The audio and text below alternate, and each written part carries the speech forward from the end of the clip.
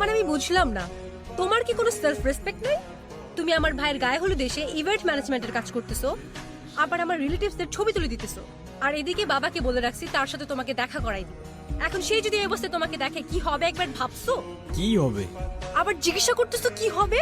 R you serious? এখন আমার দোষটা কোথায় আমাকে বলবা? হ্যাঁ, এখানে একটা সিলি ঝামেলা হয়েছিল, হুইচ আই ডিডন্ট নো। আমার কিছু করার ছিল না, বান্টি আমাকে বারবার কল দিয়ে জ্বালায় মারতেছিল। ইভেন আমি ওকে বলেও রাখছিলাম যেন আমাকে কল না করে, আমার যেন এখানে আসতে না হয়। বাট টিমটা তো আমার, কোনো প্রবলেম হইলে আমাকেই তো দেখতে হবে, রাইট? রায়ান, অনেক হয়েছে তুমি আর তোমার এই ফালতু টিম। মানুষের বয়ফ্রেন্ড ডাক্তার হয়, ইঞ্জিনিয়ার হয়, আর তুমি হইছো একটা ইভেন্ট ম্যানেজার। আজ যাইরা বাবা যদি জানতে পারে তুমি একটা ইভেন্ট ম্যানেজমেন্টে কাজ করো, কোনোদিন তোমার সাথে আমাকে বিয়ে দিবে না।